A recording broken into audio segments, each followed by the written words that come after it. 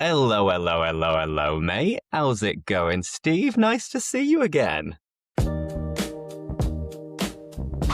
Nice to see you, Lewis. It's always a pleasure. How are you today?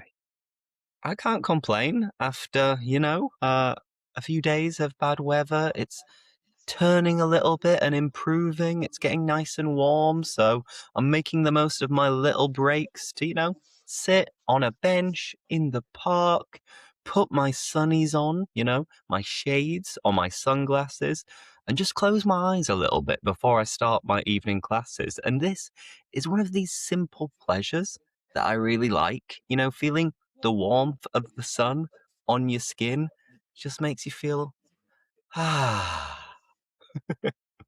But how Yeah, about you? How you doing?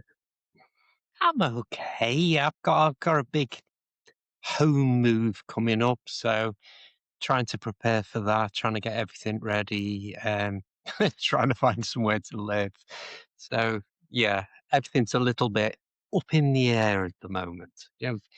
I'm quite a methodical person. I like plans and everything's up in the air, meaning nothing's really all that organized at the moment. I'm I'm winging the whole thing. Okay, lovely expressions. Let me go over them. So if something is up in the air, nothing's really set in stone. It's a little bit chaotic or undecided. And if you're winging something, it's kind of like you're playing it by ear. You're doing it while improvising. You haven't really planned. So you're just winging it. And Steve, are you good at winging things, or do you like to have everything really meticulously planned? I'm my I would say one of my greatest strengths, and I know lots of people that I worked with in the past would say my greatest strength is in a very difficult, fast moving situation, I can see the big picture and wing it very well to get the result. I've got lots of weaknesses. That is my one strength. If an emergency happened, you want me there. I'm very good at dealing with that quickly. Seeing the big picture, making sure everything that has to be done is done very quickly. That was my strength. Basically, that was my job. So, but now I'm old. I like a plan. I like to know what I'm doing next Tuesday. I like to know what I'm doing a week after. But yes, sometimes when things happen and life happens, there's a guy who was in a very famous band called the Beatles from my city called John Lennon, and he famously said, "Life's what life is what happens when you're making other plans." And it's true, things just come up that you don't expect, and then suddenly you've got to wing it. You've got no choice. What about you? Are you a winger? I mean, I can win things and I can kind of think on my feet, which is like thinking in the moment and adapting to different situations. So I'd say it's not one of my strengths, but sometimes you have no other option. You have no other choice. So then I think one of my strengths is decision making. I think I'm quite good at weighing up the pros and cons and realizing if something is worth the effort or not, if something is worth doing or not. So then I might not necessarily be good at doing something, but I think I'm relatively good at making the right choice most of the time. So I like to have a plan. I like to prepare. I like to know what I'm going to do, but we can't prepare everything. It's not possible. No. And I think it makes it maybe more exciting, more interesting sometimes. For example, speaking about organizing a night out with your mates, sometimes you'll get really, really, really organized for New Year's Eve. And you'll book a restaurant, you'll book a nightclub, you'll know what activities you're going to do. Everybody knows exactly what's going to happen. It's like clockwork, it runs like a well oiled machine. But then, because there's no kind of room for improvisation or the plan changing slightly, it might be a little bit predictable. And therefore, you don't have as many fun, exciting stories. And then randomly, sometimes when you'll just receive a message from a friend like, Lewis, are you busy? Do you fancy coming for a beer? Do you fancy coming for a drink? And then I might say yes. And we end up having the greatest night ever. So, with that, I think it is nice to let yourself go with the flow, chill out, and sometimes beautiful things can come out of it. A little bit of Oh, philosophy for us couldn't there. agree more. Could not agree more. Some of the best nights out are on the spur of the moment. The spur of the moment, it just happens. Just thought of another quote from someone famous about making plans, and it was the boxer. It was the boxer Mike Tyson. He Mhm. was a heavyweight boxing champion of the world, and he said, "Everyone, everyone's got a plan till someone smacks you in the face." And I thought, yeah, that's probably true. You can plan all you want, and then something unexpected happens, that smack in the face, and you're back to not having a plan at all. You're back to square one. You got to think on your feet again and then see what happens. But that's a nice little introduction with so many different expressions. So, guys, watching this, if you enjoyed learning, I don't know how many expressions so far in 5 minutes, please leave a like and let us know in the comments if there are any questions you would like us to respond to in our next chit chat. Because up until now, I've been looking up random conversation questions, and usually we take it in turns to ask five, six, seven, maximum 8 questions. And today is no different. So I've prepared another little PowerPoint, and let's get the show on the road. Let's get the ball rolling with, in my opinion, a nice simple question. So, Steve, where are you going on your next holiday? Where are you off to? Right. I know this because it's been organized for me. On my channel, I have two ladies that occasionally help out doing conversations. They're, they're around usually on most of my videos. And one of them is called Kerry. And Kerry's parents have an apartment in a little island called Tenerife, which is part of Spain, off the African coast. And so I know that she has organized for me to go there next January. Because of the house move, I don't think I'll get another holiday before then. Um, might have a long weekend here, a long weekend there. One of the big advantages of living in the UK is how easy it is for us to just nip to another country. You know, I can literally drive to Wales in an hour. I can get on the train and be in Scotland in no time. I can fly to Paris, have lunch, and fly back. So I'm very lucky, really, for things like that. But my next proper holiday, as far as I remember, it's the island of Tenerife, which I think is the right way of pronouncing it, which is off the African coast, and that's in spring next year. What about you, Lewis? Where are you off to? I know you're going somewhere soon.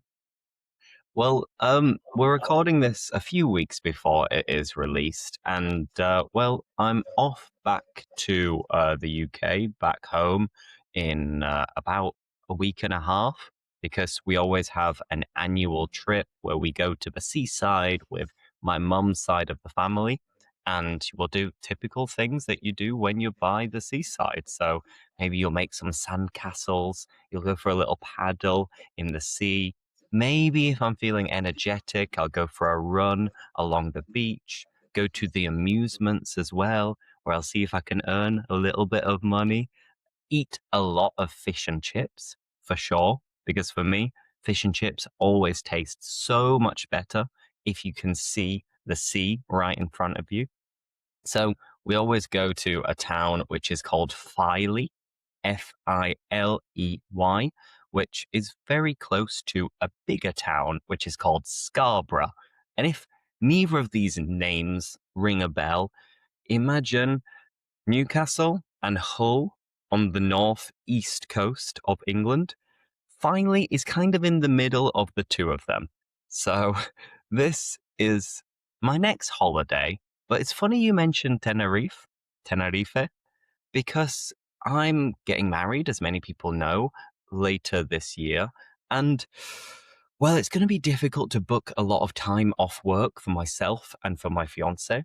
So we had amazing, exciting ideas of going to places far, far away for 3 weeks, 4 weeks for our honeymoon, but I don't think we can do it just after we get married. So we're going to have to wait to do that around Christmas when most people are on holiday for a couple of weeks anyway. So we're planning our honeymoon for Christmas. But in the meantime, just after we tie the knot and get married, we're going to Tenerife. So we're going to go to Tenerife for 5 days for a mini moon. So, like a mini honeymoon and then Don't back. pretend that's a word. That's not a word. No people who are watching this think that mini moon is a real word. He has just made that up. I beg to differ. And by the way, makeup is to invent, but I beg to differ. I disagree. And I'm using this word because a couple of my mates have used it to speak about their own little honeymoon as well. And I don't know if they've coined the term themselves, but I You kind need of new like it. mates. It's got a good ring to it. It sounds nice. So whether this term Oh exists or not, no. I'm going to make it exist. So I'm going on a Ah, mini moon before the honeymoon, and that is in Tenerife. So yeah, I'm buzzing. I can't wait. it'll be lovely. Scarborough's nice. I played golf there once, Okay. I mean, for long me, time ago. it is the best place to eat fish and chips that I know. Full stop. Ooh, Whitby. What about Whitby? That's nice. Whitby, Scarborough, Filey, this kind of coast of the northeast of England, delicious. Now, let's move on to the next question. And this one, when we were just kind of reviewing the questions before we started recording, Steve immediately knew his answer. So the question is, Oh yeah. if you were to open a shop, what kind of shop would it be? Steve, what would it be? Well, I've never worked in a shop and I've always wanted to. Like when everyone else, when they were a child, was thinking about being an astronaut and flying to the moon or being a movie star or driving a train, I wanted to work in a shop. And I've never worked in a shop. And I always thought I'd like to work in a bookshop. However, because of electronic books, I have electronic books, I read all the time. Anyone who knows me knows I read all the time. And now all my thousands of books are on a little device that I hold in my hand. And bookshops, there's one famous chain of bookshops left in the UK, and they're in trouble, I think. I would imagine so, because people just don't read books in the same way. And I think it's a real shame. So, bookshops, no, I wouldn't open a bookshop. But I would like to open a coffee shop. Now, there are a plethora of coffee shops. There are lots and lots of different types of coffee shops in every town and every city in the UK and around the world, as far as I know.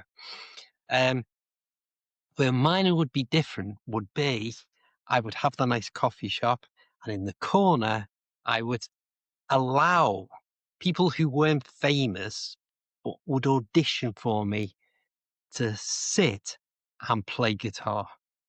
because I'm a guitarist. So if I couldn't get anyone, I would sit in the corner, and I miss doing that because I used to play in coffee shops and bars and hotels and things like that for fun. And so that would be my perfect business to open. You would find me in the coffee shop, sitting in the corner, playing my guitar and singing. That for me. Mwah. That's like your fish and chips. Mwah. French kiss. Chef's kiss even. Go on, Lewis. Tell me about your shop. Well, I don't really like shopping. Whenever I do need to buy something, I'll order it online and get it delivered. And I know this is not good for the high street, big chains are taking over more family run businesses. But I think it's just the way that the world is changing and consumer habits, we just have to adapt to them. But I do agree with you when it comes to coffee and coffee shops, like here in Brussels. They're everywhere. Like on every corner, you've got one of these specialty coffee shops. And I'll usually get a coffee from one of these places at the weekend. During the week, I don't, but at the weekend, I'll go for a nice leisurely walk, pick up a coffee on the way, and it's really nice. And they seem to be doing some pretty good business as well because they're always full of people. But, I've got a map of the UK behind me. I've got the Union Jack, and a lot of my branding for my channel is very British. And I love sports, and I love, football in particular. And here in Brussels, there is a distinct lack of good sports bars slash pubs. So whether it's classed as a shop or not, that could be a debate. But I would want to open a sports bar slash pub where I'd have different screens, maybe a karaoke night, I'd have darts, I'd have a pool table, and then I'd have just a very, very limited number of classic British dishes. So I'd have a full English that you could get, maybe something for more modern folk like avocado toast and poached eggs. Then I'd maybe have two or three different main meals or snacks that you could, you know, dig your teeth into whilst watching footy. So I know this is a very difficult business to be in, and it 100% depends on the location because you need a lot of people walking by to first get them interested. But if I had to pick one, I'd want to use my passion, which is food and sports, and link it to my branding in case I ever became properly famous. I want to make it properly British, but in a nice way, and get all the good things about the UK. So that's my answer. What would you call it? I haven't actually thought about it. Usually, pub names are a combination of a color and an animal. So it's very common to have the black swan or the brown bear or the red dragon, for example. But I want something different, but I'm not sure. I need to think about this. Have you got any suggestions? Um, your name beginning with L is really awkward, wasn't it? Isn't it? It doesn't really flow into it. Lewis's Lewis's corner. I don't know. Lewis's no. British Barmy would be your tagline. So whatever it was called, British Barmy would definitely be the tagline for it. I don't know. Give me Um, give me an hour. I'll come up with 5 great I've ones for you. I've got a suggestion, and I can teach everybody some British slang at the same time. The bar, the name would be I'm off to the loo. I'm off to the loo, which translated into normal English is I'm going to the toilet. And the reason I've come up with this is because it's a bit of British slang. And one of my nicknames when I was growing up, because Lewis can't really be shortened Oh, that I get much, it. Yeah, I didn't but get that. No, I've got it. some people would shorten it to Lou. So a few mates were like, "Oi, Lou, what you doing? Where you going?" Yeah, I like that. And then it's like, "Oh, I'm off to the loo." But the loo would be, of course, a British bar, You sports, see, I activities, quite like that. screens. So I'm off to the loo. I'll start a GoFundMe to be able to set up my own pub. Yeah, I know. I didn't get it at first. Thought, why are you calling it the toilet? But I do. I get the connection now. It's a good one, mate. And Can't beat everybody that. loves a little bit of toilet humor, So at the loo, they can always have some toilet humor.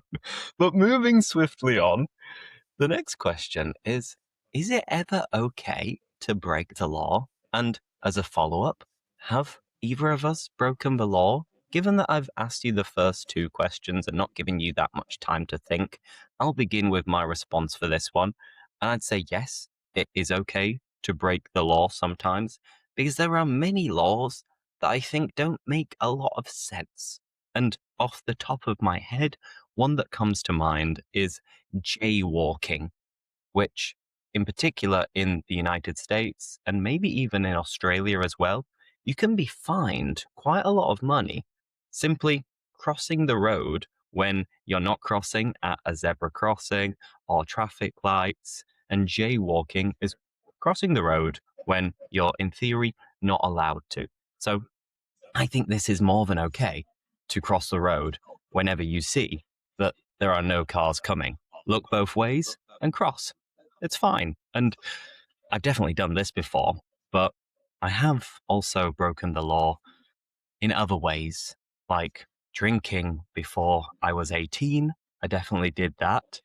I had a fake ID when I was 16. I guess that's breaking the law as well. And, well, I've been caught speeding as well, just slightly over the speed limit. So lock me up.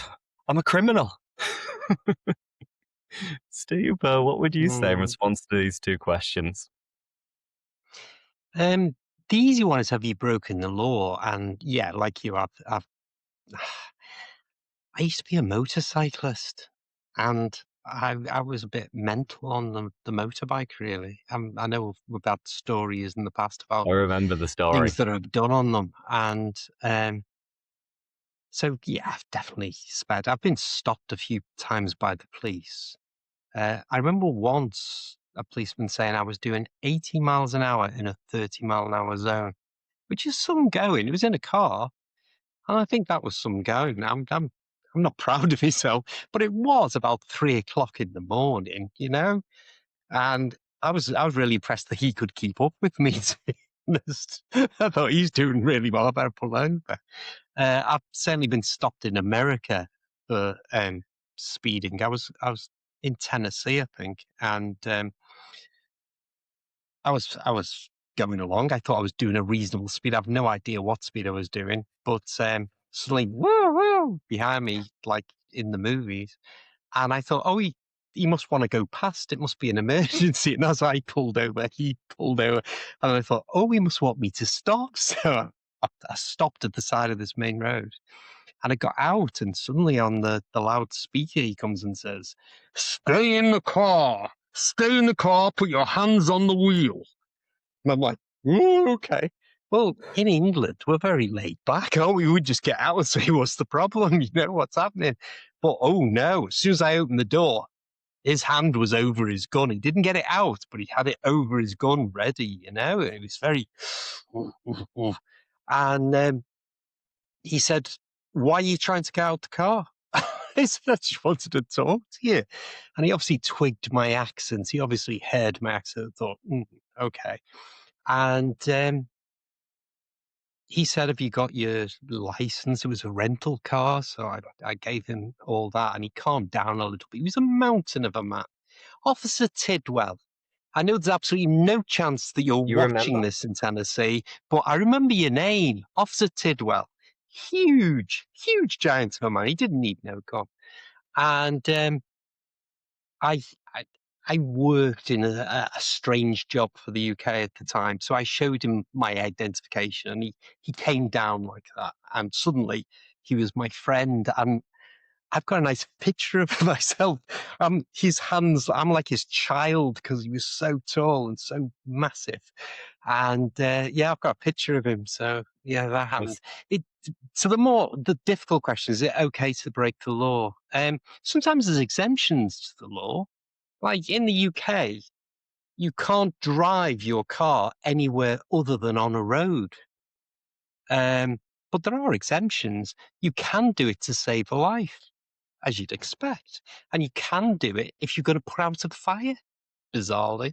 So there are exemptions to laws that the law has been done, and then someone says, well, that's not unreasonable what they're saying.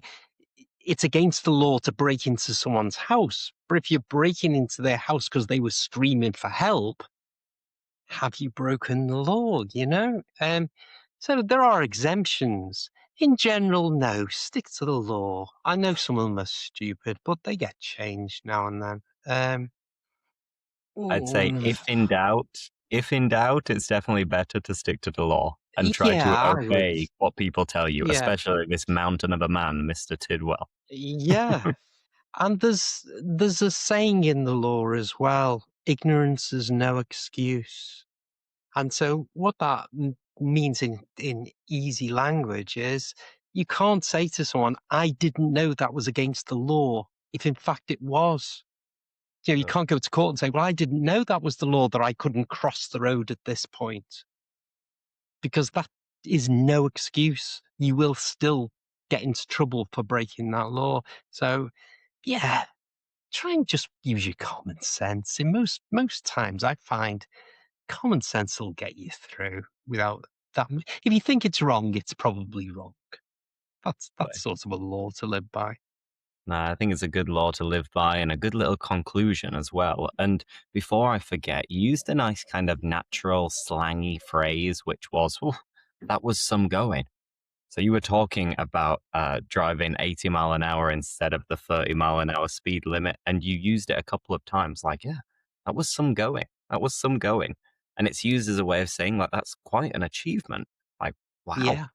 that was some going. So I thought I'd pick up on that and let everybody know before moving on to the next question, which is the Olympic Games or the World Cup, the Football World Cup, of course. Now, I love both. And I realize that I get into sports that I'd sometimes never heard of in the Olympic Games. In particular, one that now I absolutely adore, which is, of course, curling. So, curling is an amazing sport that I forget about its existence for 4 years until the Winter Olympics come round. And then I'll be watching the matches of a bunch of guys With sweeping some brushes, kind of ice rink and they're pushing these random, I don't know what to call them. They're like puts, stones. I think they're called stones. stones, balls, whatever they're called. Curling gets really, really fun, I think, and it can get quite heated. So that's an example of little discoveries that you'll find out whilst watching the Olympics. And I do get quite into it, but I'm not like looking forward to it for weeks and months in advance. And I'm not suffering either. Whereas obviously I'm wearing an England top at the moment.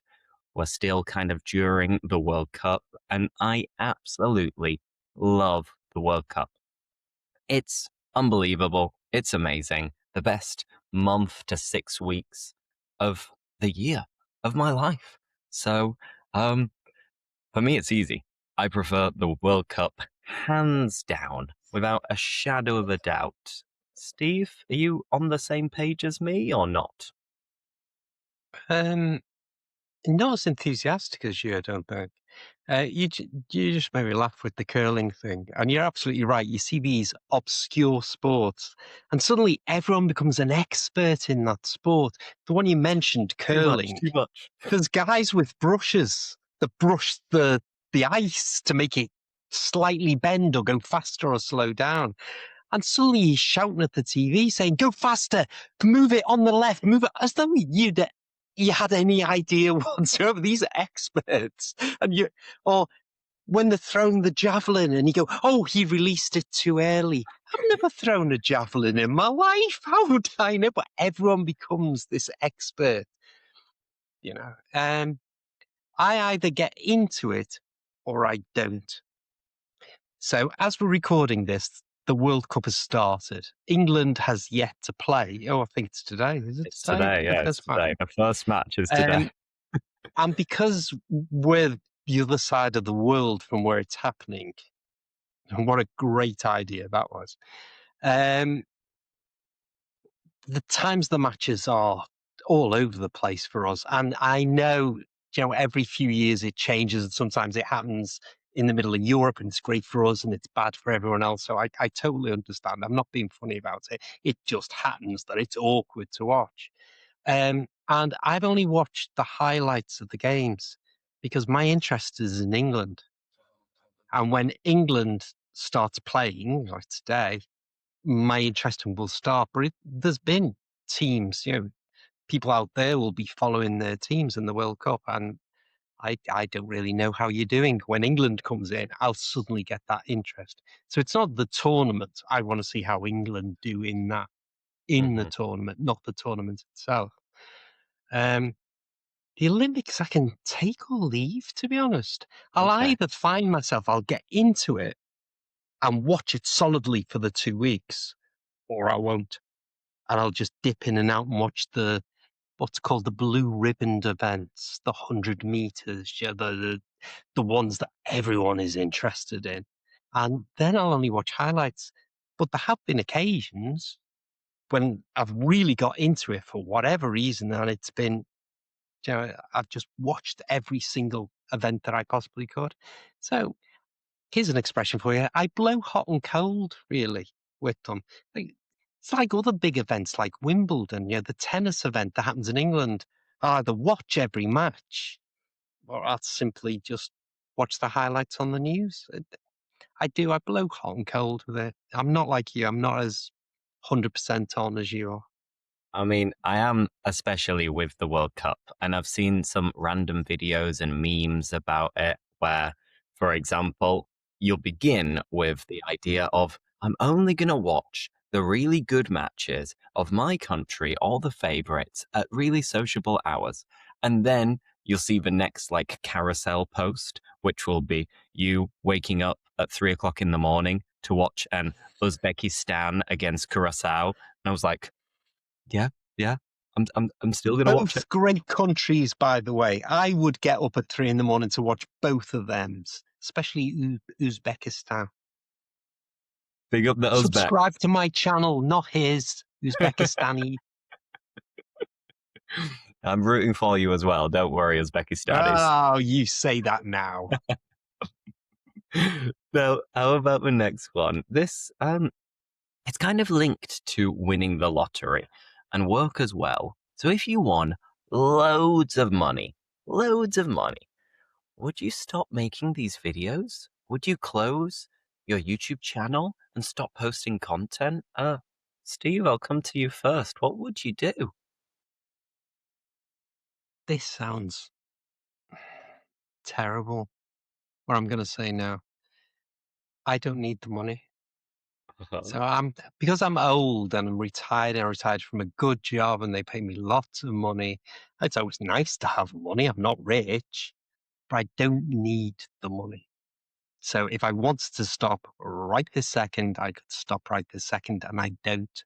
So I guess that answers the question. If I won loads of money, would I take some time off to enjoy doing things that I can't afford to do? Then yeah, I guess I would. But I really like doing what I do. I was helping someone the other day to pass an interview. In fact, I had 3 interviews in the last few days.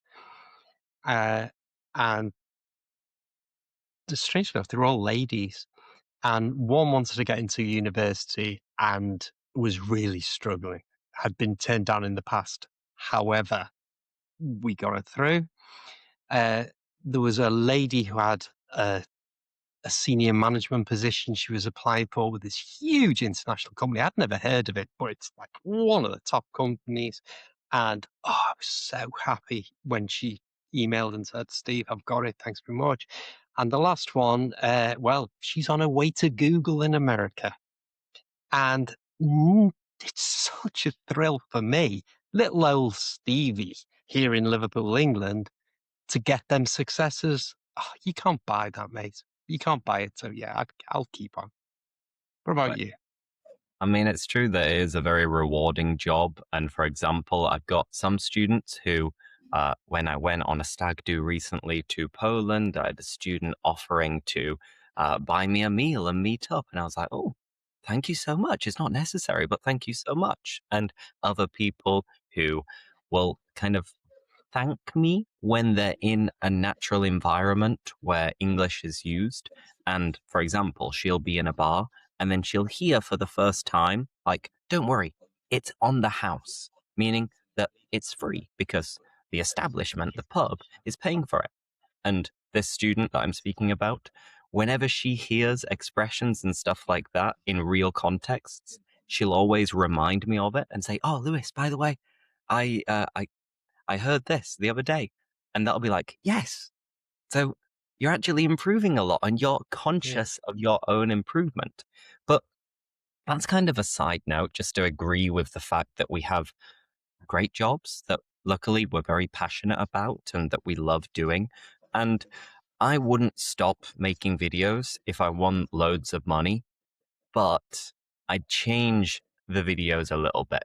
So if money were no object, then what I would do, well, I'd definitely travel around the world for a year or two and stay in great places, live amazing experiences.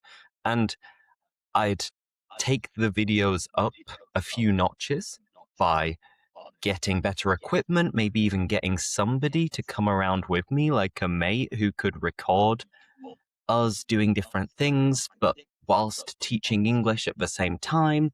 I would offload all of the editing as well to a professional. So I wouldn't stop what I'm doing at the moment. I'd probably teach a little bit less to experience more unforgettable trips and stuff like that. But I think I'd still continue with the videos, but I'd do it in a very professional way. So I think I'm tied to my career and my job for the foreseeable future. But of course, if I won loads of money, I would do it in a different way. I wouldn't always be in a little corner of my flat in Brussels. Yeah, good answer. Good answer. I think there's some English teachers on YouTube, and they clearly are part of a team. You know who I mean. You look and they've got millions of subscribers and that everything's always polished. And sometimes they show you behind the scenes and they've got a studio full of people and cameramen and people to write the scripts. Basically, they're just the pretty presenter. And we know who they are, and they do a great job. You know, so really, I'm envious of the business they've built up. Um, so would I go that route? No. I like getting my little tiny camera and going for Mhm. a walk. And I can't see me ever getting rid of that. Quick. I mean, I also love going for a walk. I'm looking forward to in a couple of hours going for a walk in the sun. Maybe I'll record a video. Maybe I'll just listen to a podcast, but who knows? If you are listening to this podcast at the moment whilst you're on a walk, well, good for you. Well done. A very good habit to have. Now, we're starting to run out of time, so let's see if we can do one or maybe two different questions. The first one is, are you able to appreciate different types of art? And I'll begin with my answer because I'm going to be very blunt, very straight to the point. It is no. I'm very bad at appreciating what's out there in museums and in particular abstract art. If you've got to look into the story behind something and you've got to really, really study different artists' stories and techniques, then it just goes over my head. I admit that I don't do a lot of research. I don't know that much about famous artists, but it's just not for me, really. And it never has been. So that's why I don't really force it. So I'm not really capable of appreciating and valuing all of the work that goes into amazing works of art. Steve, how about you? Um, n- I've been lucky enough to go to a lot of art galleries in New York, Madrid, Paris, places like that, Amsterdam, and it's very satisfying to see a painting in real life that you've only seen on TV or on postcards or on the lids of biscuit tins, you know, and you think that's the actual thing. So I do enjoy doing that, and I'll continue to do that. Um, do I appreciate modern art? There's a British lady artist called Tracy Emin, and she famously did an installation artwork that was an unmade bed. And like everyone else, I think, who isn't arty, we all looked at it and thought, how is that art? It's an unmade bed. You can come to my house and see one of those, you know? Um, but then we're talking about it now. And is that not the point of art? to start that discussion. So I'm not putting anyone down. I'm sure she's brilliant in her own way, but it's not my cup of tea. Okay. Tell you a quick story. There's art galleries across the UK, like museums, usually free. Sometimes you have private ones, but in the main, comes to the UK, goes to the museum, free. Art gallery, free. Um, but Liverpool has a private art gallery called the Tate. I think its full title is Tate Modern. And I remember it being built in an old building. They were converting it to this old building. And um, it's all modern art. It was all going to be modern art that was in there at the time. And you as you'd walk past the window, you would see the painters painting with the rollers, the walls and everything, and electricians putting the lights in. And one of the workmen had put an old pair of paint splattered boots, work boots, and a piece of card handwritten on with his name and the date and the price, £5,000 or something, as though it was an installation, an art installation, and everyone was at the window laughing. And I thought there's a bit of truth in that. Because if it was in 2 weeks' time when that was open and that was there, people might think and genuinely believe that's a piece of art. Well, who's to say it's not? What I really like are the murals. It's because it's a thing in a lot of America, particularly in the southern states. You drive around and you see big paintings on the side of walls and houses and businesses. And it's come, thankfully, to the city of Liverpool. And I'm not sure about it's as common in other cities in England, but certainly in Liverpool, oh, some of them are fabulous. I've got a great admiration that anyone can draw or paint. And as you walk around and just see these wonderful images huge on the side of the wall, I love them. So yeah, I appreciate them. I'm in no way an expert, but as they say, I know what I like.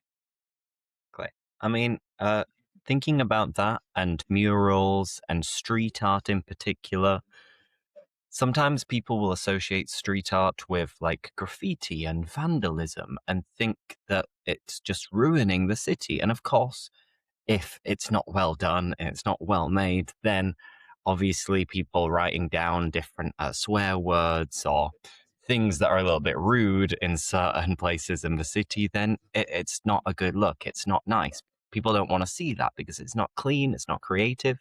But if you have very good street art on different sides of the walls, in Leeds, for example, we have a guy called the Burley Banksy, and Burley is a small town on the outskirts of Leeds.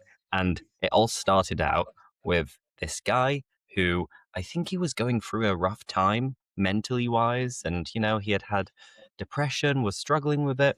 And he was a really big Leeds United fan as well. And, well, he started getting out in the city and painting different things. Maybe a post box, maybe one of these random like electricity boxes as well. So things that usually don't add a lot of beauty to the city, he'd paint it with very, very simple things, nice colors, very simple drawings, and you'd see that all of a sudden the city would look livelier, friendlier, and just nicer. So I do think there should be more initiatives to promote very good street art and make cities look a little bit, I don't know, more colorful and nicer. So in that way, I can appreciate art because I like to see it alive in the city. Yeah, it brings us back to the earlier question, doesn't it? Is it okay to break the law or some laws?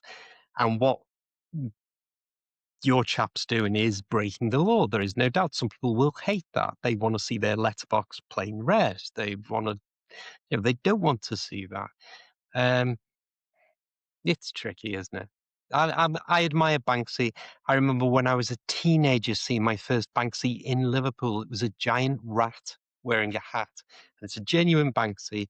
And the council, because it was before he was as famous as he is now, the council ordered it to be knocked down and got rid of when they were renovating, and someone had the foresight to chip it away into squares because it was giant. It was the size almost of a double-story building, and they chipped it away. And I believe it's somewhere in the Middle East now, maybe Abu Dhabi, somewhere like that, where it's been reconstructed.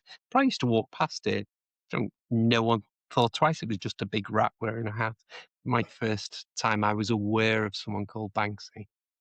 No, it's cool. And it's an interesting little debate to have. So let us know in the comments, everybody, what you think of these questions. We've got two that we didn't get round to answering, so I'm sure we will discuss them in our next chit chat. But thank you, everybody, for watching. Steve, thanks for joining once again, and we'll see you next time. Cheerio, I'm off to have my lunch. I'm off to It's Lou. a bit early, but I can hear my tummy rumbling, so I'm off to have my lunch. Cheers, Lewis. Thank you, everybody. Bye bye.